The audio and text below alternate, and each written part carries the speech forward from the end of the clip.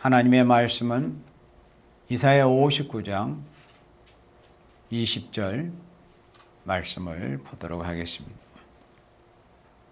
여호와께서 가라사대 구속자가 시온에 임하며 야곱 중에 죄가를 떠나는 자에게 임하리라. 이사야 선지자는 성령의 감동으로 하나님 말씀을 받아 기록할 때 예수님께서 재림시의 상황을 이렇게 말씀하시고 예수님 재림하시는 그날에 과연 어떤 생명들이 주님의 재림을 영접하게 될 것인가 하는 것을 이렇게 한 구절로 기록했습니다. 구속자가 시온에 임하며, 시온 하나님의 참된 백성들이죠. 그리고 야곱 중에 죄가를 떠나는 자에게 임하리라. 참된 교회, 참된 하나님의 백성, 곧 죄가를 떠나는 자에게 임할 것이라고 이렇게 성경을 기록하고 있습니다.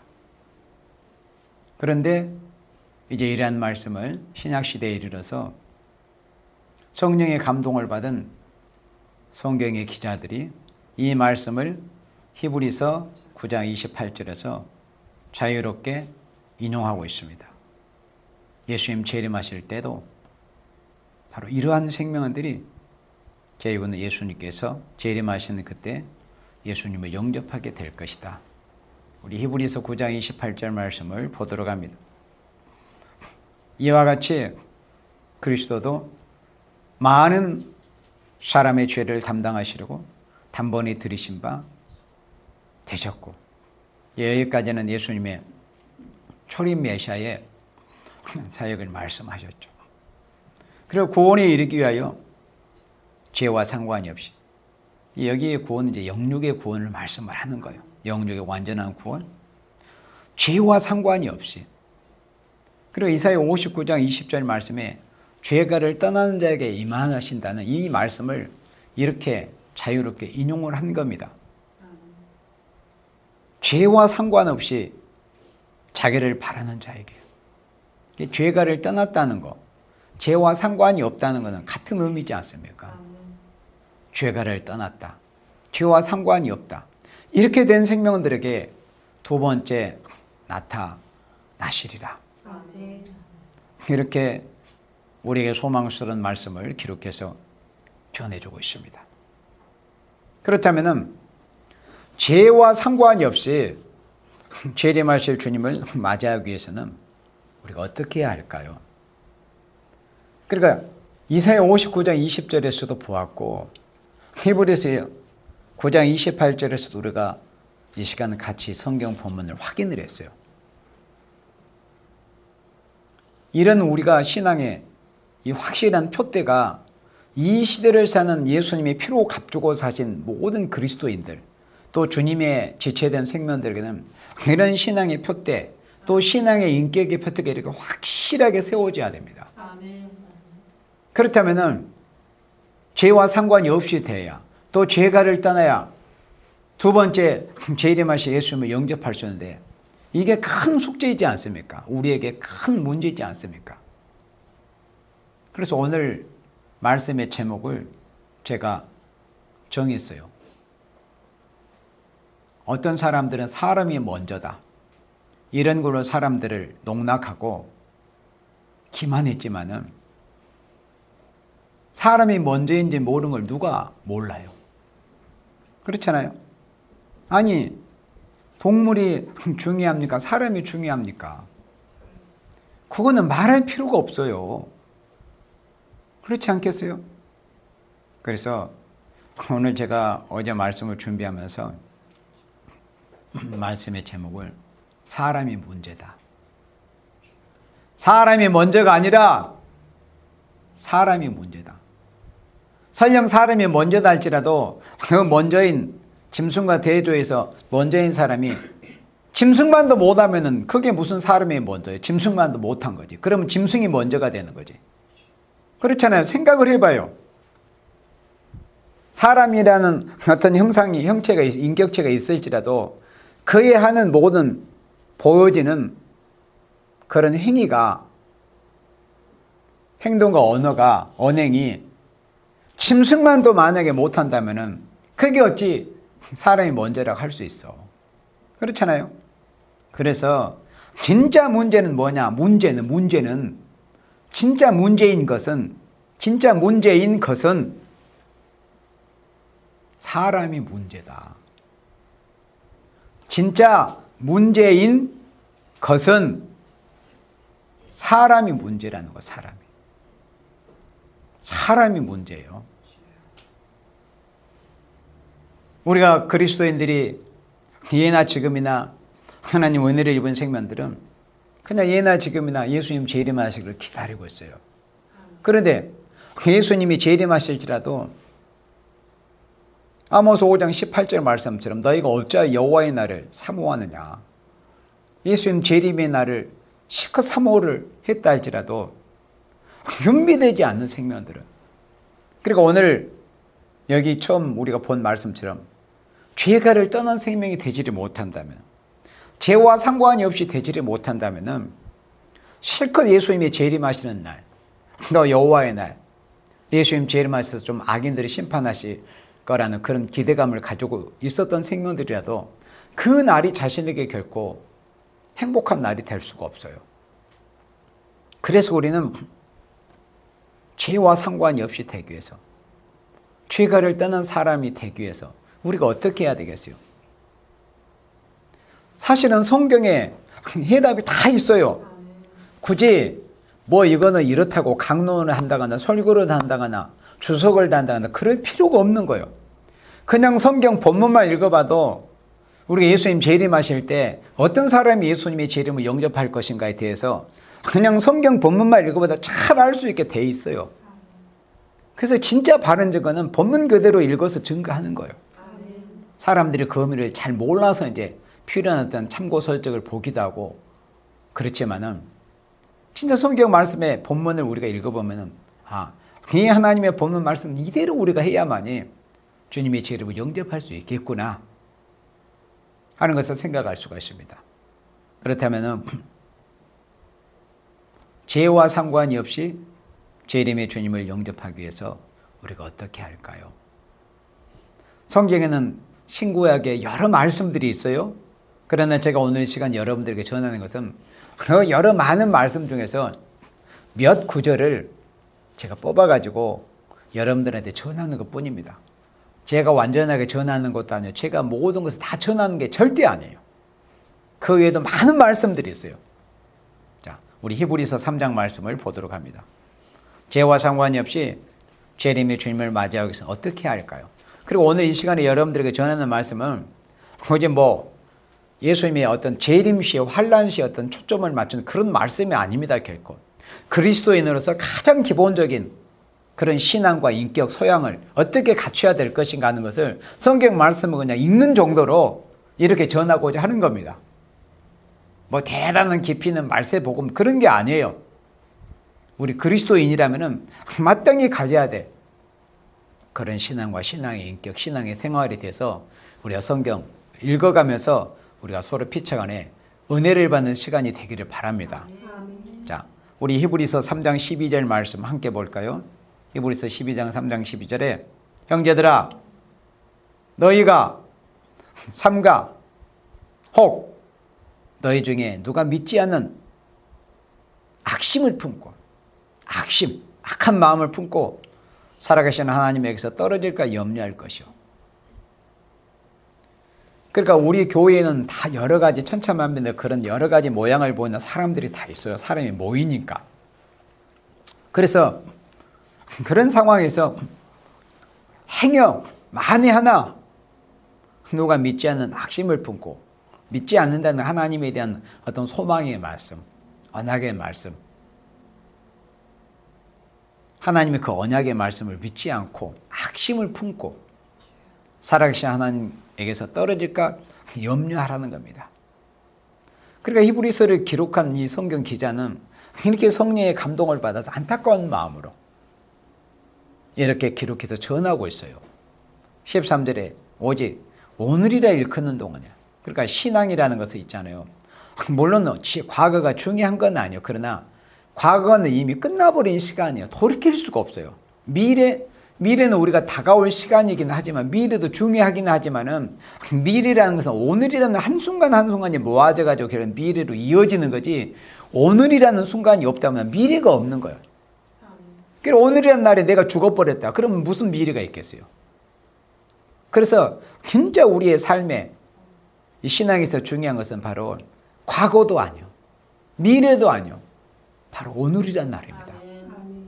오늘이란 날 순간순간이 하나님 앞에서 우리 어떻게 하면은 시간이 지나면은 과거가 아름다운 그런 흔적이 남아있고 오늘이라는 한순간 한순간 하나님을 보시고 하나님을 기쁘시게 되고 하나님 앞에 하나님의 말씀에 부합한 그런 삶을 살고자 한다면 미래가 아름다운 그런 미래가 열려지는 거예요. 그래서 오늘이라 일컫는 동안에 매일 피자 권면하며 매일 피자 권면하며 매일. 그래서 사람들은 뭐 우리가 신앙의 어떤 환경에서도 사람들이 뭐 잔소리 많이 한다 이런 말들을 우스갯소리를 하기도 하지만은 매일 피자 권면하라고 그랬어요. 그러니까 이제 우리 신앙인들은 뭐 예를 들어서 잔소리라는 것도 어떤 세상적이고 이방적인 이런 것은 사실 해서 안 돼요. 할 필요도 없고 우리는 모든 것을 진리 안에서 말씀으로 그리고 우리 기독교인들이 하는 것은 그냥 말씀을 권하는 거예요. 이제 세상 사람들의 그런 시체적인 어떤 표현이 잔소리지 하나의 말씀으로 우리가 매일 권면을 하는 거예요. 매일 피자 권면하여 너희 중에 누구든지 죄의 유혹으로 어떻게 됨을 면하라고? 강팍해 됨을 면하라고 그랬어요. 그러니까 사람의 마음에 강팍해질까 봐 매일 권면을 해야 돼요. 잔소리처럼. 유혹받아가지고 마음이 강팍해질까. 그러니까 사람이 어떤 미혹이 있잖아요. 미혹이나 유혹을 받아버리면 그 사람에게서 보여지는 모습이 100% 강팍의 모습을 보입니다. 그러면 과정을 모를지라도 어떤 사람이 심령 상태가 강팍하잖아요. 강팍함을 보이는 모습이 보이고 있다면 그 사람은 미혹을 받은 거예요. 어떤 과정을 통해서. 강팍은 결론이요. 어떤 사람이 심령상태가 강팍하다 그러면 이미 미혹이 들어와 있다는 걸 보여준 거예요. 성경 말씀이 이렇게 돼 있잖아요. 죄의 유혹으로 강팍해 됨을 면하라. 그러니까 죄의 유혹이라 이런 요인이 있어요. 그렇게 했기 때문에 강팍이라는 결과가 보여줬다 이겁니다. 그래서 우리 예수 믿는 사람들은 형제 자매들에게 가족들에게 결국에는 강팍해질까 봐 이걸 두려운 마음을 가지고 죄의 유혹을 받지 않도록 하나님의 말씀으로 회차 매일 그리고 하나님의 말씀으로 권하는 것을 일방적으로 하는 게 아니에요. 은혜 받은 대로 서로 피차해. 그리고 그 달게 받고. 그리고 뭐 어떤 신앙의 연륜이 뭐 좀 오래되다 그러면 누가 그 연륜이 좀 짧은 사람들 상대적으로 자기가 미처 생각지 못한 것을 뭔가 권하면은 이제 세상 사람들 어디서 건방지게 그게 벌써 사탄이 들어가 있는 거예요. 피차에 서로 권면을 해야 돼요. 피차에. 아니 예수님께서 왜 나중 된 자가 먼저 된다고 굳이 그런 말씀 하셨겠어요. 그러니까 언제든 누가 깨어있고 성령에 감동된 상태를 유지하지 않으면은 결국은 죄의 유혹을 받아요. 죄의 유혹을 받으면 결국은 사람이 강팍해집니다. 그러니까 여러분들도 난 자기 스스로 오늘 말씀을 들으면서 내 마음에 혹시 강팍한 그런 부분이 있을까? 그렇다면은 성경 말씀 보니까 내가 죄의 유혹에 들어있구나. 내가 죄의 유혹을 받고 있는데 내가 깨달지를 못했구나. 왜? 내 마음의 강팍한 걸 보니까 내가 죄의 유혹을 받았구나. 죄에게 감염이 된 상태가 되었구나. 그러기 때문에 내 마음이 어떤 한켠이 강팍한 상태가 해야 되구나. 이렇게 깨달아야 돼요. 죄의 유혹으로 강팍하게 되면 면하라고 그랬잖아요. 왜 강팍이 무섭냐면은 성경에서 역사가 그렇게 보여주기 때문에 그러는 거예요. 강팍한 것 때문에 어떻게 됐다는 것을 출애굽 역사에서 보여줬잖아요. 14절에 우리가 시작할 때 확실한 것을 끝까지 견고히 잡으면 그리고 우리 시작할 때는 확실한 것을 잡았잖아요. 그래서 처음에 우리가 이제 예수님을 몰랐을 때 예수님 만났을 때도 그렇고 예수님 만난 이후에도 우리가 알지 못했던 어떤 진리의 말씀을 또 들었을 때 또 우리가 이 영원한 복음을 들었을 때 예언의 말씀이 어떤 확실성을 가지고 우리가 시작할 때 확실한 것을 끝까지 견고히 잡으며 우리가 시작할 때 확실한 것이 뭐냐? 사대교회에서도 주님께서 사대교회에게 그렇게 말씀하셨잖아요. 네가 어떻게 들었으며 어떻게 받았는지를 네가 기억해라. 그걸 너는 잊어버리는 순간 너는 큰일 난다. 우리가 네가 어떻게 받았으며 어떻게 들었는지 그 은혜를 잊지 말라는 거예요. 그래서 우리가 시작할 때 확실한 거, 시작할 때 뭔가 확실하게 보았으니까, 그러니까 예수님을 모르는 사람이 예수님을 만나, 이분만이 내 죄를 사해 주시고 이분만이 내 생명의 문제를 해결해 주시고 내 인생의 난제를 해결해 주실 분이고 하는 것에 예수님에 대한 그런 확실한 그런 마음이 들잖아요. 그러니까 이제 처음에 우리가 신앙도 그와 같이 처음에 우리가 예수님을 만났을 때 정말 예수님만이 나의 구세주, 나의 하나님이시고 내 죄의 문제, 내 영생의 문제를 해결해 주실 분이야. 그렇게 확실하게 잡았단 말이죠. 그러면 그거를 끝까지 우리가 그 믿음을 지키고 나가야 돼요. 그와 같이 또 우리가 재림하실 우리가 예수님의 재림에 대한 소망을 우리가 가진 것도 그런 거예요. 예수님의 재림에 대한 우리가 진리의 말씀을 들었을 때 그 말씀이 확실하니까 우리가 귀를 열어서 듣고 또 눈을 열어서 보았고 또 우리가 심령이 열려져 가지고 받아들였단 말이죠. 그러면 처음 시작할 때 확실한 것을 끝까지 견고히 잡으면 그리스도와 함께 참여한 자가 되리라 그랬어요. 그래서 시작이 아무리 시작이 출발이 좋고 처음에 뭔가 산뜻한 어떤 출발, 어떤 좋은 모습을 보여줬을지라도 처음에는 어떤 소망스러운 것이 있을지라도 그걸 끝까지 지켜내지 못하면 끝까지 굳게 잡지 못하면 아무 소용이 없잖아요. 그래서 예수님께서 아시아 일곱 교회에게 내가 너에게 다른 짐으로 지우지 않겠다. 다만 네게 있는 것은 내가 올 때까지 굳게 잡으라고 그랬어요. 이제 그런 말씀이에요. 15절에 성경에 일렀으되 오늘날 너희가 그의 음성을 듣거든 노하심을 격동할 때와 같이 너희의 마음을 강팍해 하지 말라 하였으니 강팍할까 봐 두려운 마음을 가져야 돼요. 너희의 마음을 강팍해 하지 말라. 노하심을 격동할 때는 언제를 지금 말씀할까? 언제를 연상합니까? 출애굽 때입니다. 이스라엘 육족 이스라엘 백성들이 얼마나 그들이 원망하면 불평하면 그 강팍한 마음을 원망과 불평으로 쏟아냈어요. 그래서 사람이 마음이 강팍하잖아. 그러면 반드시 드러나는 모습이 뭐냐면은 원망과 불평으로 드러납니다. 원망과 불평. 마음의 강팍은 반드시 그걸 안 드러날 수가 없어요. 그러니까는 이 가족 부대에 상하고 신 그런 포도주가 가득히 담기면 어떻게 부풀어서 결국 터지잖아요. 그와 같이 사람의 마음이 강팍하면은 거기에서 마치 이 부패한 메탄가스 이렇게 부풀려 터져 나오듯이 원망과 불평이 쏟아져 나와요. 그리고 그것뿐만이 아니에요. 조금 이따 이제 볼 말씀이지만은 사람의 마음이 강팍하게 됨으로 인해서 여러 가지 그런 모습들이 보인다는 것을 우리가 말씀을 다시금 확인을 해야 돼요. 그리고 우리 자신들을 돌아봐야 돼요. 행여라도 우리의 마음이 강팍해질까봐 강팍해짐으로 인해서 이런 모습들이 우리에게서 벌어지게 될까봐 마음을 강팍해 하지 말라고 그랬어요. 자, 그럼 우리가 마음을 강팍해 하기 위해서는 우리가 어떤 것을 유의를 해야 될 것인가? 모든 것이 하나님의 말씀에 있다고 그랬어요. 야고보서 3장 13절 말씀을 보도록 하겠습니다. 야고보서 3장 13절을 봅니다. 너희 중에 지혜와 총명이 있는 자가 누구뇨? 그는 선행으로 말미암아 지혜의 온유함으로 그 행함을 보일지니라. 그러니까 입으로만 말로만 지혜롭다 총명하다 하지 말고 지혜와 온유함으로 그 행함을 보이라는 거예요. 선행으로 말미암아 지혜와 온유함으로, 온유한 마음으로, 온유함으로 지혜와 온유함으로 그 행함을 보이라는 거예요. 정말 예수님을 만나서 예수님께 은혜를 받고 예수님께 지혜를 받은 생명이라면은 그 선행으로 말미암아 지혜의 온유함으로 그 행함을 보이라고 그랬습니다. 그러나 너희 마음속에 독한 시기와 다툼이 있으면, 그래서 사람이 마음이 강팍해지잖아요. 그러면 강팍해짐으로 인해 가지고 보여지는 모습이 원망과 불평이 보여진다고 그랬잖아요.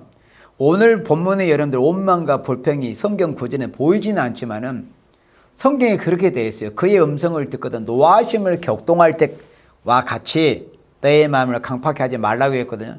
노하심을 격동할 때가 언제였어요? 이스라엘 백성들 광야에서 강팍함으로 해서 원망과 불평을 하다가 하나님이 노하시고 그들을 광야에서 다 시체가 되게 하셨거든요. 그래서 원망과 불평이 나온다는 거예요. 강팍해지면은. 그리고 강팍해지면 원망과 불평만 나오는 게 아니에요. 여기 지금 야고보서 3장 14절 말씀대로 독한 시기와 다툼이 나와요. 마음이 강팍해지면. 왜 마음이 강팍해졌을까요? 죄의 유혹을 받아서 그런 거. 깨지 못해서.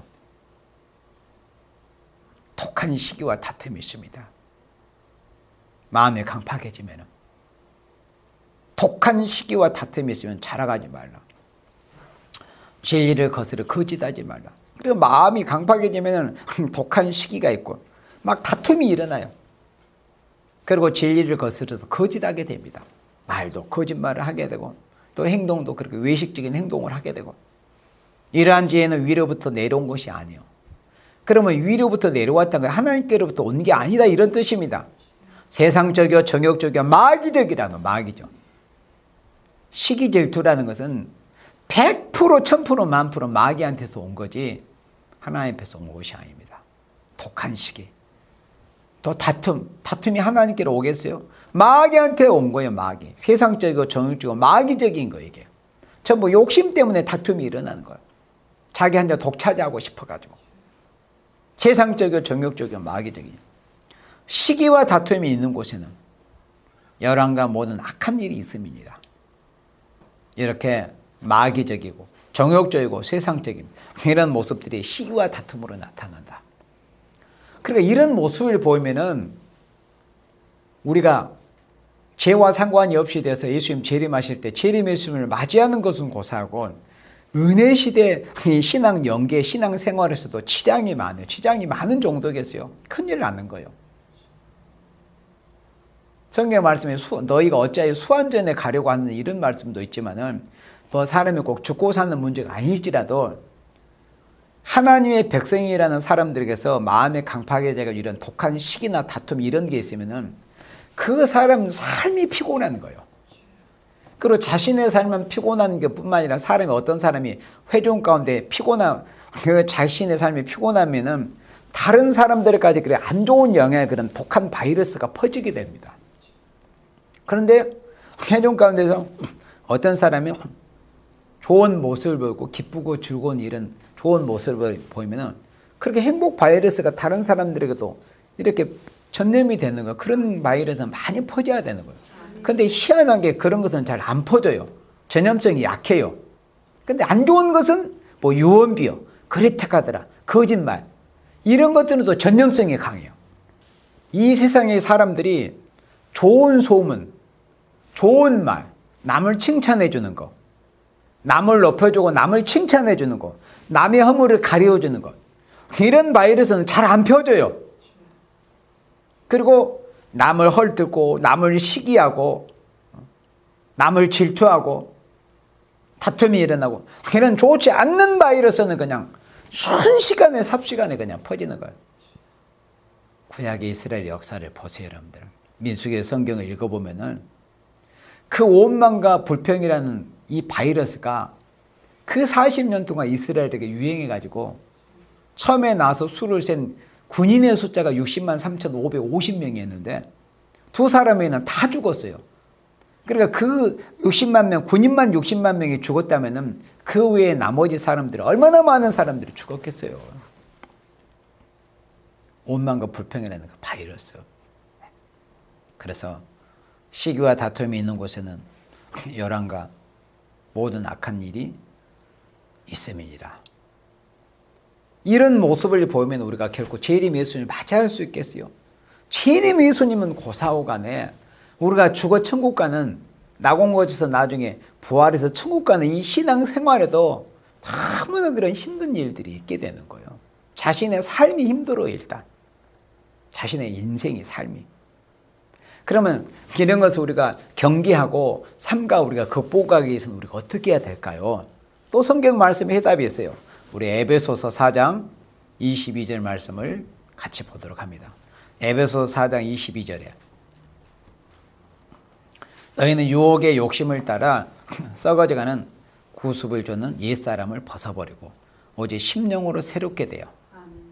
그리고 우리가 이런 이 죄의 유혹을 받아서 마음에 강팍하게 되고 막 온마하고 시기하고 독한 시기하고 다툼이 있고 이런 모습을 우리가 벗어버리고 심령으로 우리가 새롭게 돼야 돼요. 예수 믿는 사람들 중에서 그런 모습이 보여지는 것은 그 사람이 예수 믿기 전에 그 구습이었거든요. 예수님을 만나서 중생함을 받기 전에. 근데 예수님이 영접해서 중생을 받아가지고 깨지 못하고 내 삼가는 생활이 없으면은 옛날 그 구습이 잘못된 그런 습관들이 또 나와요. 스물스물. 그게. 그래서 우리가 항상 깨어 있어야 돼요. 다 조심하고 삼가는 것이 있어야 돼요. 혹시라도 유혹이 욕심을 따라서 썩어져가는 옛 구습. 그래 실컷 목욕했는데 또다시 돼지가 구렁텅이에 들어가서 시궁창에 들어가서 또 몸을 굴러버리면 뭐 그 몸 씻는 게 소용이 없이 돼버리는 것처럼 우리 그리스도인들이 그렇게 돼서는 안 된다는 거죠. 오직 심령으로 새롭게 되어 하나님을 따라 의와 진리의 거룩함으로 지으심을 받은 새 사람을 입으라. 이게 새 사람을 입어야 돼요. 새 사람. 우리가 사람이 새롭게 돼야 돼요. 이 말씀은 우리가 살아서 새 시대가는 그런 말씀이 이제 우리가 궁극적인 소망이기도 하지만 여기서 말씀하는 그걸 말씀하는 게 아니에요. 결론은 우리가 온전히 새로운 사람이 돼서 예수님이 재림까지 영접을 해야 되지만 지금 여기서 새 사람을 입은 것은 우리가 죽어서 천당 갈 사람들도 이렇게 예수님을 영접했으면 뭔가 변화된 모습, 새 사람의 모습이 보여져야 되는 거예요.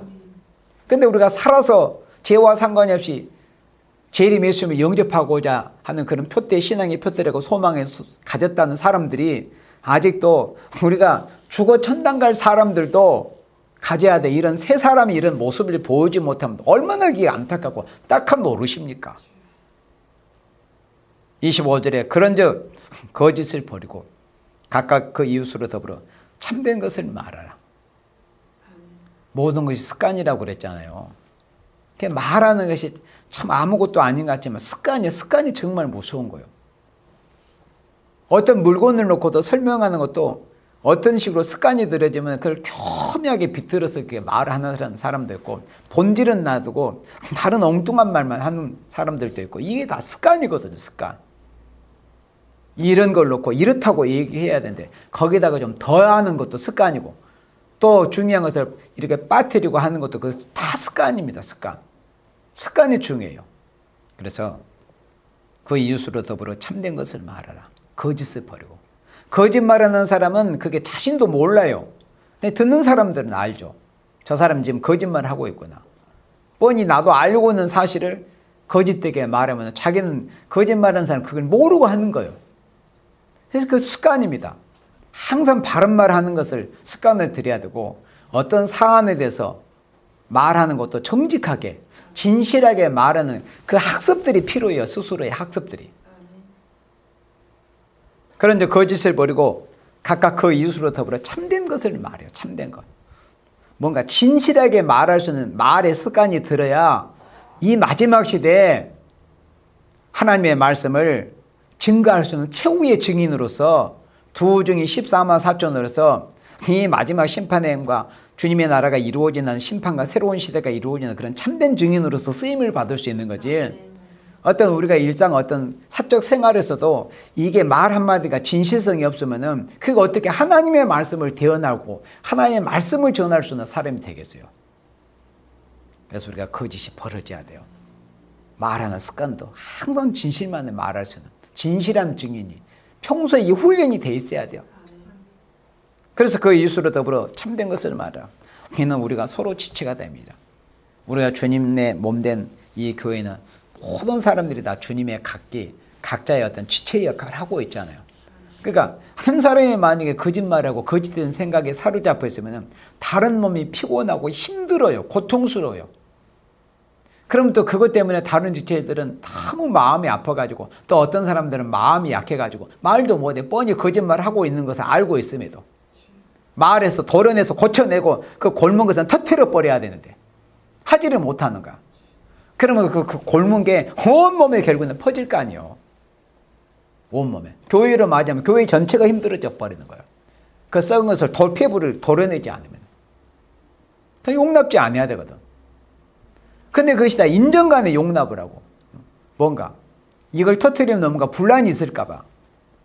아니, 골문 상처 째는 과정에서 아프지 않는 그 상처가 어디 있어요? 그 순간적으로. 그렇잖아요.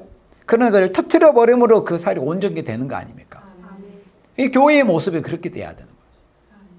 그 다음에 26절에 분을 내어도 죄를 짓지 말며 해가 지도록 분을 품지 말라고 그러죠. 그러니까 분을 내면 거의 죄로 이어집니다. 그러니까 아예 분을 안 내는 게 좋아요. 근데 분을 이제 엉결결에 냈다 할지라도 죄까지는 발전이 안 돼야 돼요. 근데 거의 마귀가 분을 내게 하는 것도 마귀이기 때문에 죄로 연결을 거의 시킵니다. 그런데 우리가 이렇게 말씀으로 훈련이 되어 있으면은 자기가 좀 더 깨어있지 못하고 성령이 충만한 상태가 되지 못하고 설령 분이 났을지라도 차 내게 분이 일어나는 거야. 이거는 사탄이 들어왔구나. 여기서 꺼내야 되겠구나. 이렇게 돼야 돼요. 평소에 훈련들이 잘 돼 있어야 돼요. 이제 날씨가 더워지는데 막 더위 때문에 사람들이 짜증나고 막 분이 나고 신경질이 나고 그러잖아요. 그게 이제 죄로 연결이 되는 거예요. 평소에 습관이 안 돼 있으면. 분을 내도 죄를 짓지 말라는 거예요.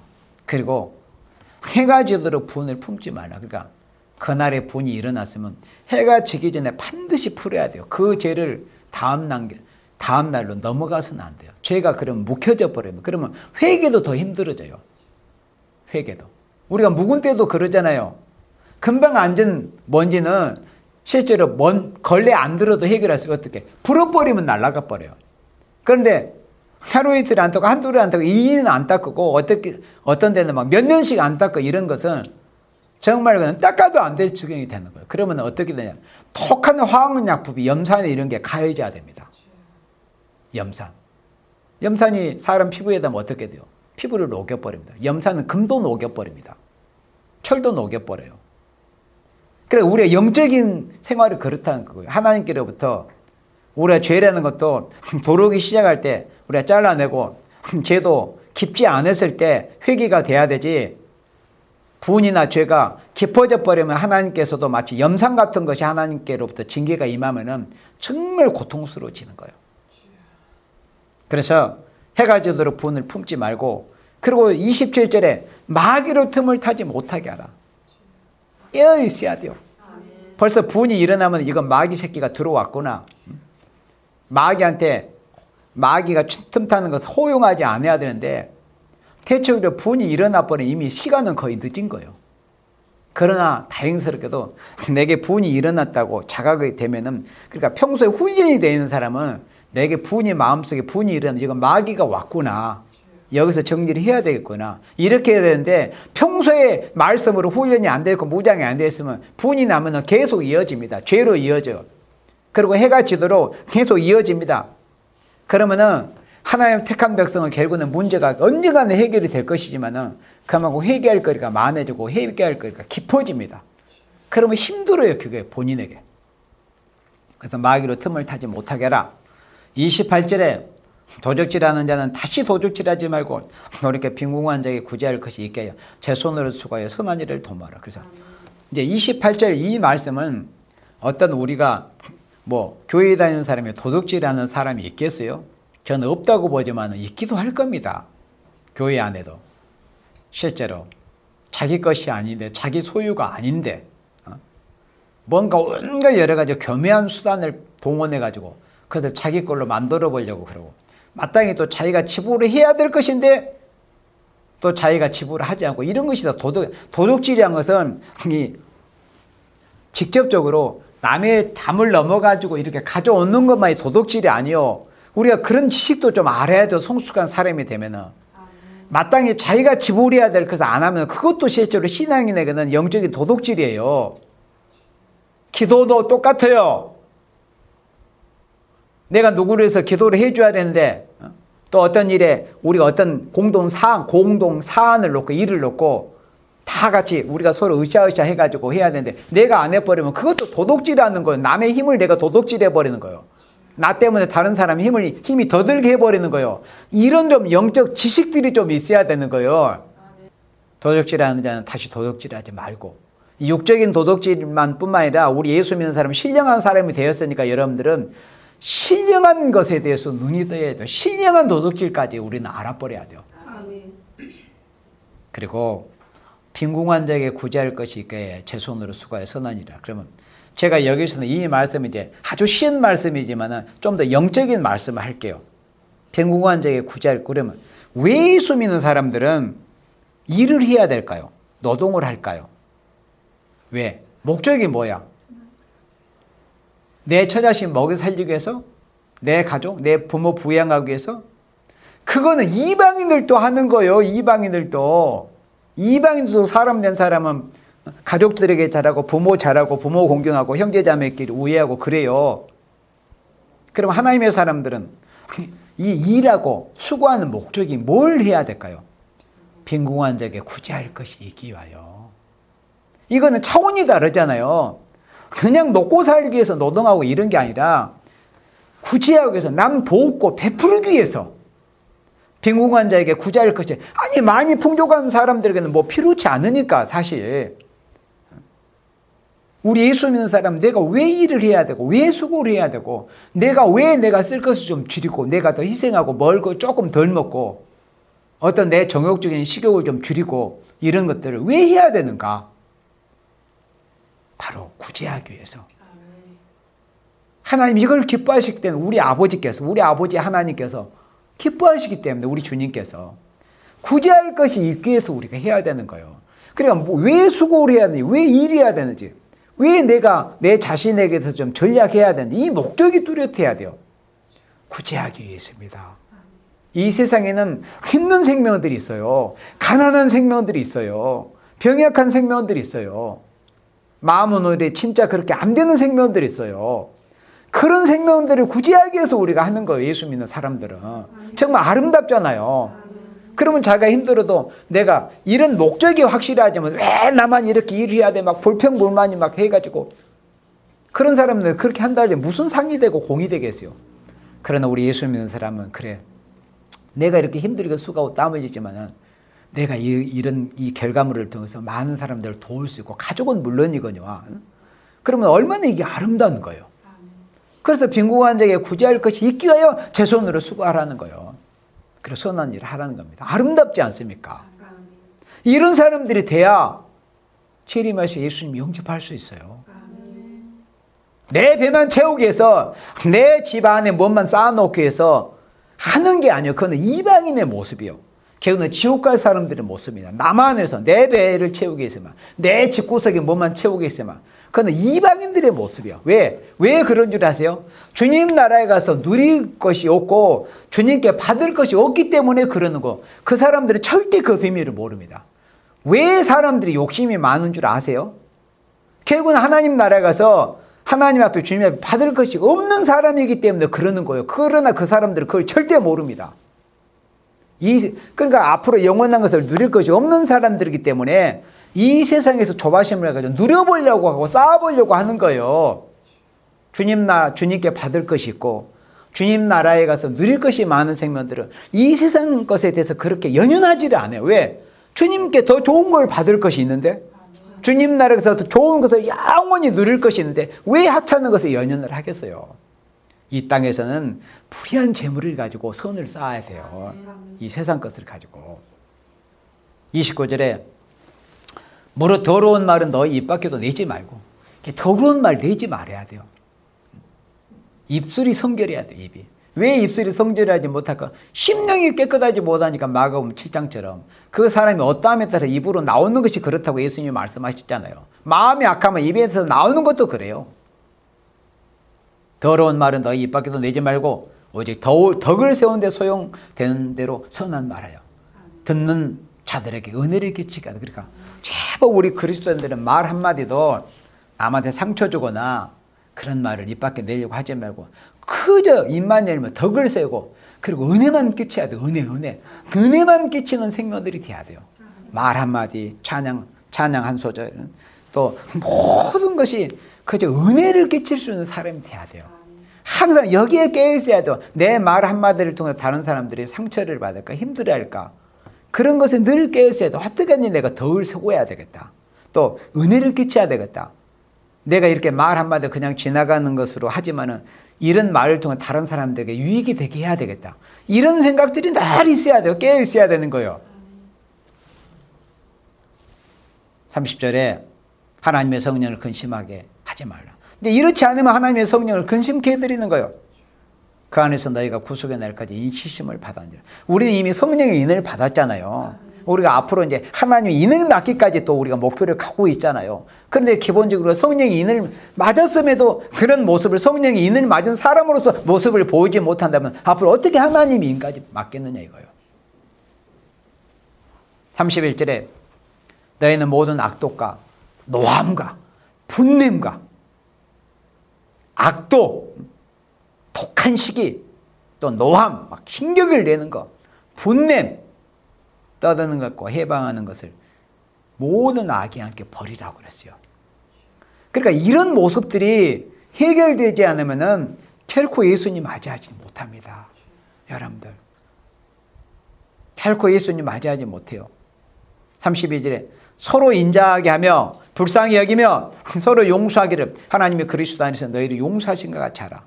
그래 이런 모습들이 보여지지 않으면 무슨 일이 있는 줄 알아요, 여러분들. 그러니까 말씀 중에서 제일 무서운 말씀이라 할 수 있는데 히브리서 12장 14절 말씀이에요. 히브리서 12장 14절에 무슨 말씀이 있습니까? 자, 찾아보세요. 모든 사람으로 더불어 화평함과 거룩함을 좇으라. 이것이 없이는 아무도 주를 보지 못하리라. 우리가 이 시대를 사는 그리스도인들이 무슨 목적이 있고 무슨 소망이 있습니까? 재림하시는 신랑 예수님을 우리가 영접할 소망을 가지고 힘들고 어려운 상황에서 우리가 나가는데 실컷 나가고 봤는데 그 날이 왔는데 정작 신랑으로 오실 예수님을 맞이하지 못하고 심판주님으로 맞이한다고 생각을 해봐요. 얼마나 그 사람의 인생이 불쌍합니까? 모든 사람으로도 화평, 사이좋게 지내고 화평하고 그래 거룩해야 돼요. 속되지 않고 죄되지 않고 화평과 거룩함을 좇아야 예수님을 맞이하지. 이것이 없이는 아무도 주를 보지 못해요. 그리고 오늘 이 시간 여러분들한테 성경 몇 구절을 우리가 제가 소개해서 전했지만 그런 말씀들과 부합되는 모습이 보이지 못한다면은 결코 아무리 예수님 언제 오시지 백날 기다려도 아무도 주를 볼 수 없습니다. 화평과 거룩함을 따라야 돼요, 우리가. 말 한마디라도 다른 사람들이 들었을 때, 야, 참 은혜롭다. 덕스럽게, 은혜를 끼치고. 그 세상 사람들도 말 한마디에 천냥빛을 갖는다고 그러잖아요. 말 한마디에 사람들이 용기를 얻을 수도 있고, 말 한마디에 다른 사람들에게 큰 상처를 줄 수도 있는 거예요. 자, 마지막으로 우리 베드로서 3장 10절 말씀을 봅니다. 베드로서 3장 10절. 자, 우리가 왜 이렇게 신구약 성경을 우리가 읽기도 하고 듣기도 하고 또 말씀대로 지켜서 우리가 삶 속에서 우리가 실천을 해 나가려고 하느냐는 목적은 뭐냐면은 결론인데 이렇게 우리가 속히 준비해야 되는 그 목적은 심판 주고 오시기 때문에 그러는 거예요. 이런 말씀에 우리의 인격과 삶이 부합되지 못하면은 아까 히브리서 12장 14절 말씀처럼 아무도 주를 볼 수 없기 때문에 주를 보지 못하는 건 주님의 재림을 영접하지 못한다는 뜻이 아니라 다 누구든지 예수님 재림을 영접하긴 해요. 계시록 1장 7절처럼 모든 사람들 본다고 했으니까. 그러나 어떻게 맞이하느냐 이것이 중요한 거예요. 신랑으로 예수님을 영접할 것인가 아니면 그렇게 기다렸던 그분이 자신에게는 심판주가 될 것인가. 그게 문제예요. 그래서 우리가 이런 말씀대로 우리의 신앙과 인격과 삶을 준비를 해야 되는 거예요. 심판주가 오시기 때문에. 자, 베드로서 3장 10절에 그러나 주의 날이 도적같이 오리니 깨지 못한 생명들에게는 도적같이 오시는 거야. 그날에는 하늘이 큰 소리로 떠나가고 체질의 뜨거운 불에 풀어지고 땅과 그 중에 있는 모든 일이 드러나리로다. 다 드러납니다. 심령 폐부에 숨겨져 있는 것 꼭꼭 숨겨져 다 드러나요. 결국에는 모든 것이 다. 이제 그때는 비밀이 없어져 버려요. 11절에 이 모든 것이 이렇게 풀어지니 너희가 어떠한 사람이 되어야 마땅하뇨. 지금까지 보아한 말씀에서 우리가 이미 다 해답을 얻었잖아요. 이건 이제 결론적인 말씀인데 어떤 사람이 돼야 마땅하냐? 거룩한 행실. 그러니까 화평과 거룩함을 좇지 않으면 아무도 주를 볼 수 없다고 했잖아요. 거룩한 행실과 경건함으로 하나님의 날이 임하기를 바라보고 간절히 사모하라. 이 날이 어떤 날이에요? 예수님 재림하시는 날이 아닙니까? 그날에 하늘이 불에 타서 풀어집니다. 현실이 뜨거운 불에 녹아지려니. 예수님 재림하셔서 이때는 예수님께서 지상 강림할 때 상황을 말씀을 한 거예요. 지상 강림해서 7대접을 쏟아부어가지고 아마겟돈 전쟁을 통해 이 세상을 다 불로 태워버리는 거. 공기 가운데 마지막 7번째 대접이 쏟아졌을 때 어떻게 해요? 이제 되었다 그랬잖아. 공기가 불에 타버려요. 그러니까 대기권이 타버린다 이거예요. 하늘이 불에 타서 풀어지고 체질이 뜨거운 불에 녹아지려니와 우리는 그의 약속대로. 그럼 여기서 우리가 어떤 사람이요? 지금 이 시간에 우리가 보았던 그 말씀에 부합한 신앙과 인격과 생활이 된 사람들을 말씀을 한 거예요. 우리는 그의 약속대로 의에 거하는 바 새하늘과 새 땅을 바라보더라. 예수 믿는다는 이름을 가졌지만 아무나 다 새하늘과 새 땅, 이 땅이 이루어지는 예수님 재림하셔가지고 이 세상을 불로 심판해버리고 이 지구상에서 새로운 아름다운 새 시대, 에덴 동산이 회복이 되는 그리스도 천년 왕국의 이 축복, 새하늘과 새 땅의 축복을 받을 수 있을까요? 여기서 새하늘과 새 땅은 계시록 21장 1절의 새하늘과 새 땅이 아니에요. 절대 아니에요. 계시록 21장 1절의 새하늘과 새 땅은 이 처음 하늘과 처음 땅을 다 완전히 없애버리고 나서 새롭게 신창조하는 새하늘과 새 땅을 말씀하고, 여기서의 새하늘과 새 땅은 지금 이 기존의 하늘과 이 지구가 있는 상태에서 다만 환경만 변화시키는 리모델링 하는 것처럼 새로운 하늘과 새 땅을 이루어서, 그러니까 천년시대, 에덴 동산이 회복이 되는 그 천년시대를 말씀을 한 거예요. 새하늘과 새 땅을 바라보도다. 그러므로 사랑하는 자들아, 너희가 이것을 바라보나니. 자, 이제 결론입니다. 주 앞에서 점도 없고 흠도 없이 평강 가운데 나타나기를 힘쓰라. 점도 없어야 돼요. 14만 4천의 자격 요건의 마지막에 흠이 없는 자들이 이더라라고 결론을 맺잖아요. 제가 오늘 그 말씀 안 봤는데 너무나 잘 알고 있는 말씀이니까. 그러니까 우리가 재림 예수님을 맞이하기 위해서는 주 앞에서 점도 없고 흠도 없이 우리가 평강주 예수님을 맞이할 사람이 돼야 돼요. 그런데 오늘 우리가 히브리 성경이나 야고보 성경이나 또 에베소 성경이나 이런 말씀들이 몇 구절을 보았지만 그런 말씀에 걸려버리면은 재림 예수님은 고사하고 은혜 시대의 신앙생활에도 문제가 있는 거예요. 점도 없고 흠도 없이 우리가 완전한 데까지 나아가라고 했잖아요. 완전한 데까지. 완전한 데까지. 이리야 평강 중에 재림 예수님을 맞이할 수 있어요. 이렇게 되지 않고는 재림하신 예수님은 자신에게 심판주님이 되어서 가장 두려운 주님으로 자신이 맞이하게 된다는 겁니다. 그래서 사람이 문제다. 사람이 먼저가 아니라 사람이 문제다.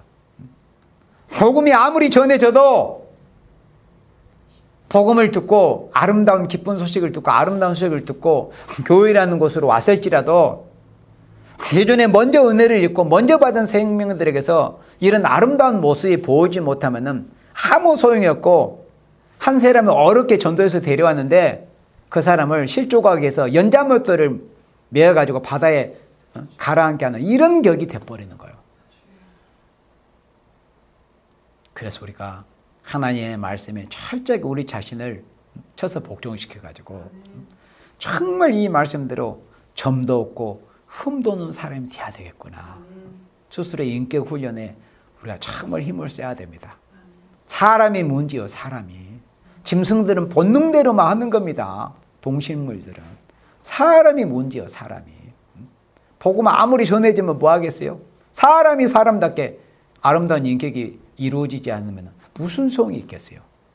아름다운 소식은 누가 전하겠어요? 아름다운 사람이 된 사람들이 아름다운 소식을 전해가지고 그 아름다운 소식들이 이 땅에 아름다운 새 시대가 이루어지는 것이 인간 종말의 하나님의 완전 역사라고 하는 겁니다.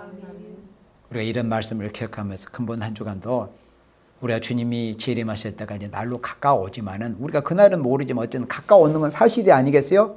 이런 때 우리가 더 분발해서 우리가 예수님 재림하시는 그날에 흠도 없이 점도 없이 평강 중에 우리가 공중에 재림하신 신랑 예수님의 영광 중에 맞이할 수 있는 여러분들이 되시기를 주님의 이름으로 축원합니다. 아멘.